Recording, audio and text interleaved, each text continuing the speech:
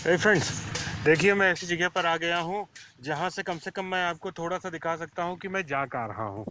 ये देखिए, इस जगह का नाम है ओड़ा झार।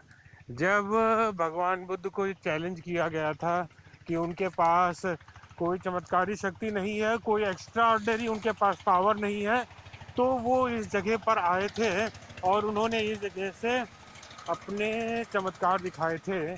तो ये जगह का नाम है ओड़ा झार और इसकी इतनी हाइट है। अब तो कहिए थोड़ा कुछ रास्ता बन गया, वरना पहले इतना भी रास्ता नहीं था और खड़ी चढ़ाई थी पूरी की पूरी। ये श्रावस्ती में है, जो बॉर्डर पर पड़ता है, पास में ही बलरामपुर जिला है। And see the height of this place. यहाँ पर ऊपर आकर आपको पूरा श्रावस्ती का एक बर्ड आई व्यू पता चलेगा। मेरे जैसा कोई पागल ही होगा जो आज त्योहार के दिन ऐसा चक्कर काट रहा हो। सब लोग अपने अपने घरों में आराम कर रहे हैं और मैं इन वीरान सुनसान जगहों पर शांति तलाश रहा हूँ। थोड़ा सा और ऊपर आते हैं। देखिए, दरअसल यही पास में नवोदय विद्यालय है। आप देखिए, this vast expansion of land. इतनी हाइट से आपको पूरा श्रावस्ती दिखाई देगा। और अभी यहाँ से नीचे उतरते हुए वो आपको दिख रहा होगा सामने, उस रास्ते से होकर करके जाएंगे, वो मैरून और येलो कलर का नवोदय जवाहर नवोदय विद्यालय की बिल्डिंग है। The principal of that institution is a very renowned person. He is my very close friend and he is a good academician.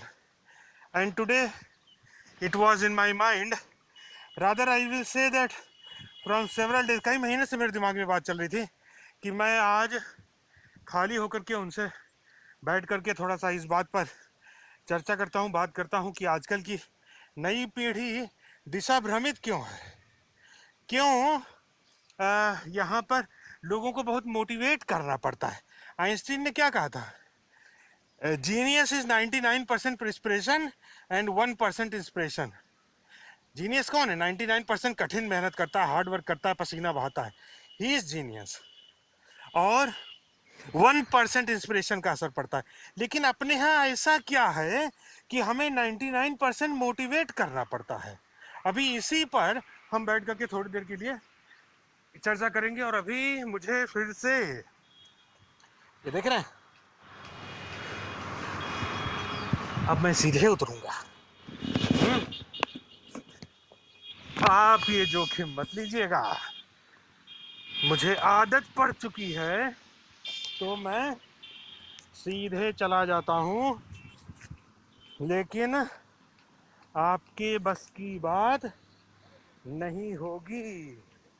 कहीं ऐसा ना हो कि घुटना तोड़ाकर आप बैठ जाइए और फिर मेरा नाम लीजिए कि इन्होंने तो कहा था डायरेक्ट उतरते हैं, तो हम भी डायरेक्ट उतरते हैं। एक बार मैं कुछ बच्चों के ग्रुप को लेकर के आया था और मैंने मना किया था कि ठंडी का समय था, सीधे मत उतरो वरना स्लिप करिएगा, लेकिन उतर गए। फिर वो पूरी हाइट यहाँ से लेकर के नीचे तक स्लिप कर करके गिरे। तो मैंने आर्मी के बूट पहन रखे हैं, इसलिए मुझे प्रॉब्लम नहीं होगी।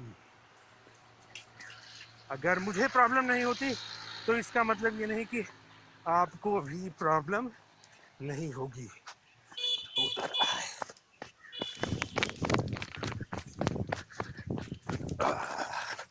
अब चलते हैं और मेरी गाड़ी वो खड़ी है and we will very soon meet the principal of Jawahar Navodaya विद्यालय।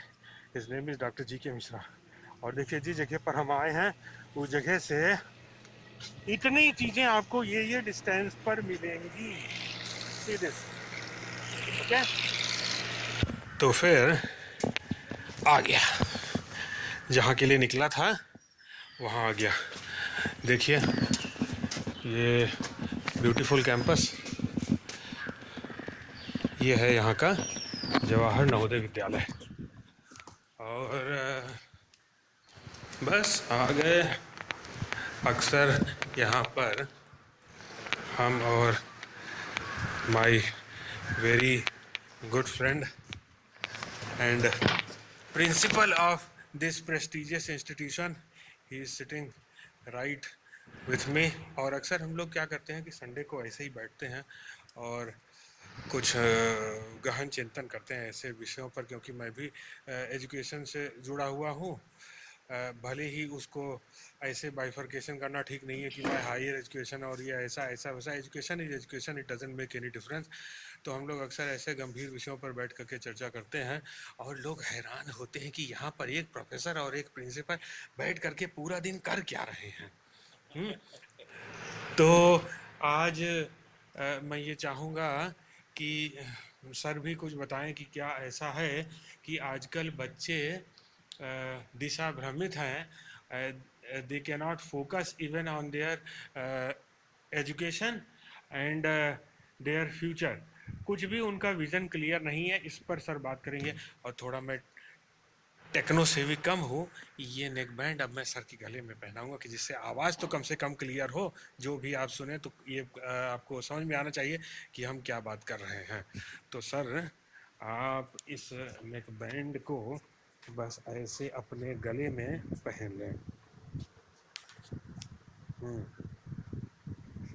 नहीं, बस ऐसे लगा लीजिए। ये अपने आप आवाज़ होगी। ये माइक है क्या? नहीं, कुछ नहीं, उसको रहने दीजिए ऐसे ही। अब हम बैठ करके इस विषय पर बात करते हैं कि आजकल बच्चों में क्या समस्या है। तो आपको क्या लगता है सर? मेरे विचार से बच्चों में कोई समस्या नहीं है, समस्या उनके गार्जियंस में है। समस्या क्योंकि वो अपडेटेड नहीं है। वो न्यू जनरेशन जो future of the family, future of the society, future of the nation है, उसके साथ वो एडजस्ट नहीं कर पा रहे हैं, क्योंकि जनरेशन गैप बहुत ज़्यादा है, क्योंकि नॉलेज रिवॉल्यूशन इतना ज़्यादा हो गया है। क्योंकि दी चिल्ड्रन जो है ये छटपटा रहे हैं 21st सेंचुरी स्किल्स को गेन करने के लिए, क्योंकि एडोलेसेंट एक गांव का जो है या कॉलेज स्टूडेंट जो एक विलेज का या स्मॉल टाउनशिप का है, मीडिया ने या इंफॉर्मेशन ऐसा कुछ मिल रहा है कि वो अपनी चॉइस को फॉलो कर रहे हैं। तो वर्ल्ड वाइड इंफॉर्मेशन शेयर हो रहा है, तो उसमें से बच्चा जो है फुल ऑफ नॉलेज रिवॉल्यूशन है। तो बस जो हमारे ऑल सक्सेसफुल तो किसी ज़माने में नहीं था, है ना, सक्सेस रेट, क्योंकि प्रकृति में जो है ऑल सक्सेसफुल या ऑल अनसक्सेसफुल नहीं हो सकता। तो जो है ये बच्चे जो है काफ़ी कमाल कर रहे हैं। और इनको 21st सेंचुरी स्किल, चाहे कम्युनिकेशन स्किल की बात हो, आर्टिफिशियल इंटेलिजेंस की बात हो, है ना, लिंग्विस्टिक स्किल की बात हो, है ना, आर्ट एंड पेंटिंग की बात हो, वोकेशनल फील्ड हो, ये बच्चे बहुत सही मतलब वो कर रहे हैं। जेंडर डिस्क्रिमिनेशन नहीं है, क्योंकि मेरे मन में ये व्यू आता है, बच्चों से मेरी बात होती रहती है नवोदय में रेसिडेंशियल सेटअप होने की वजह से, कि अगर हम किसी सामने वाले का नाम पता ना जाने तो दो ही कास्ट सामने दिखती है, वो है मेल एंड फीमेल। तो फिर ये जेंडर डिस्क्रिमिनेशन जो society to society, family to family है, ये जो एज ओल्ड प्रैक्टिसेज है, उसको तो धीरे धीरे वीक होगा ही होगा, क्योंकि ग्लोबलाइजेशन ऑफ कल्चर हो रहा है, तो ग्लोबलाइजेशन ऑफ इंफॉर्मेशन हो रहा है, globalisation of defence, offence, everything हो रहा है, डिप्लोमेसी हो रहा है, इकोनॉमी हो रहा है, तो ग्लोबलाइजेशन का इफेक्ट तो आ ही रहा है। और ये this is the effect of LPG which जो tradition bound people are fail to cope with the new generation, but there should be no doubt that new generation is the future of your family and society. We have to guide them in the right perspective, उसकी choice को देखते हुए, जो coming as की challenges है उसको देखते हुए, निश्चित रूप से जो मॉडर्न वैल्यूज हैं उससे पॉपुलेशन भी कंट्रोल होगा, क्वालिटी पॉपुलेशन भी आएगा, टेक्नोलॉजिकल स्किल्स भी आ ही रहा है, बढ़ ही रहा है, it is continuously growing, and there is a strong sense of competition, transparency is increasing at all levels. पहले लाज लिहाज में रहते थे बच्चे, उसकी ज़रूरत नहीं है ना, हिपोक्रेटिक आउटलुक जो है समाज में कि अंदर से कुछ है बाहर से कुछ है। New generation is not ready to accept these things, but they believe in a strong personality, they have some strong conviction also, है ना, they have to enjoy life, है ना, they want peace and progress, and dirty living जो है poor living, they are against it. New generation is very extravagant also, they believe in spending more and more money, they are studious also, they are very curious in learning so many things. But sometimes, sir, I find that this bookish education is hampering their growth and progress. जैसा कि अभी आपने कहा कि बच्चों को life enjoy भी करनी चाहिए और खुल करके जीना भी चाहिए, लेकिन ऐसा लगता है कभी कभार कि बच्चे बुक्स के बीच में अपने को ख़त्म किए ले रहे हैं और वो उनके अंदर they are living in a state of dilemma. Actually, new education policy has been introduced, and new education policy has realized that what is the power of the system, power of the educational system. So let us, new education policy is aiming at 21st century skill. Let us wait and implement it in the right manner. Then certainly defects of old education system will be minimized and vanish out. And this is the need of the Indians, hour of Indian society, and nobody can stop this trend. So ये corona pandemic जब से start हुआ है साल भर से, ऐसा नहीं लगता कि बच्चे बेहद सुस्त हो गए हैं और घर में बैठे बैठे क्रिएटिविटी उनकी खत्म हो गई है, या फिर where guardianship is dominating, where private school system teachers and principals are dominating, their students dislike to go to schools and talk with their teachers and principals because they hesitate in sharing their feelings. Maybe so-called a very progressive family, a rich family, but main thing is power of thinking and choices. How much quality parenting is a challenge, quality schooling is also a challenge, quality teaching is also a challenge. So the role of teachers will be very challenging in coming years if they study.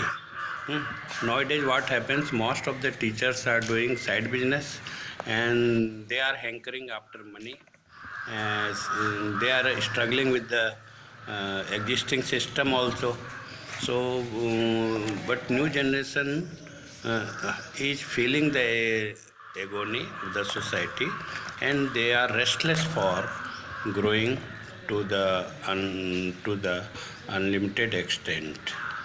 So there are some barriers inside the family in the school system. We simply call them indisciplined children, but they are not indisciplined actually, they are freedom loving children. So, loving freedom, everybody wants freedom. Everybody, it is a natural urge of a person. Rousseau has told already 100 years back that he has focused on it. Liberty is the root of democracy. So I think a new generation should be understood well by their well-wishers or by the system runners. तो आज हम लोगों ने अभी इस पर चर्चा किया जो हम बहुत देर से मेरे दिमाग में चल रहा था और कई दिनों से मेरे मन में ये बात चल रही थी कि ऐसे किसी विषय पर क्योंकि मैं देख रहा हूँ मेरे हायर एजुकेशन में भी सेम कंडीशन है, सेम समस्या है जो यहाँ पर बच्चों में पाई जा रही है। अब वो चाहे किसी भी लेवल का स्टूडेंट हो, उसके सामने प्रॉब्लम एक ही है, वो किस तरीके से अपना प्रोग्रेस करे, कैसे आगे बढ़े, किस तरीके से लाइफ का पर्पस समझे और प्रेजेंट पर फोकस करे। तो उम्मीद करते हैं आप लोगों को समझ में आया होगा।